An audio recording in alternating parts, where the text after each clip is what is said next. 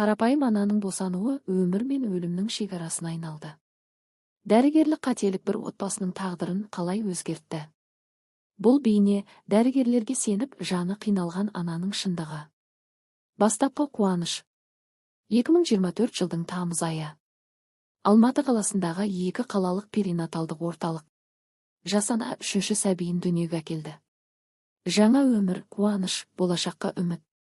Бірақ бұл қуаныш көп ұзамай орны толмас қасіретке айналарын ол кезде ешкім білген жоқ.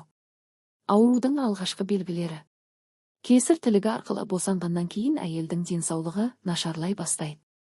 Қатты ауырсыну, әлсіздік, ұйқысыз түндер. Сәбиін қолына алуға да шамасы келмеді. Дәрігерлер не дейді? Ота сәтті өтті, бәрі жақсы деп үйіне жібереді. 9 ай бойғы қасірет. 9 ай бойы ана азаппен өмір сүрді. Түрлі жеке клиникаларға қаралды, УЗИ, анализ, бәрі таза. Бірақ неге ауырсыну тоқтамайды? Дәрігерлер сенбейді. Кейбірі психологиялық болуы мүмкін деп итеріп тастайды. Ақиқаттың ашылуы. 2025 жылдың көктемі. Ауру күшейіп ақыры жасалады. Нәтиже іште бөгде зат. Бірінші күдік, қатерлі ісік. Бірақ хирургтар шұғыл түрде ота жасап шындықты анықтайды. Іште кесір тілігі кезінде ұмытылған дәке. 7 сағаттық ота. 3 маусым күні шұғыл ота жасалды. 7 сағатқа созылған күрделі операцияға 4 хирург қатысты. Дәке іріңдеп ішкі ағзаларды зақымдаған. Әйелдің ішегінің бір бөлігін алып тастауға мәжбүр болды. Енді ол калоприемитпен өмір сүреді. Алда тағы бір ауыр ота күтіп тұр. Жауапкершілік қайда? Отбасы бұл оқиғаны жай қалдырмады.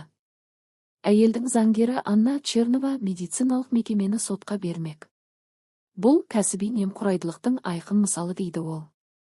Денсаулық басқармасының жауабы. Алматы қаласының қоғамдық денсаулық сақтау басқармасы ресми тексеріс басталғанын мәлімдеді.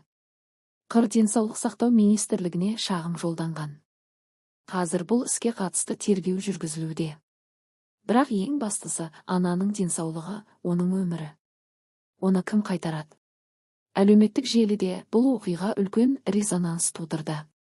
Желі қолданушылары медицинада адам өміріне деген жауапкершілік қайда қалды деп ашынып жатыр. Бұл бір ғана ананың басындағы жағдай.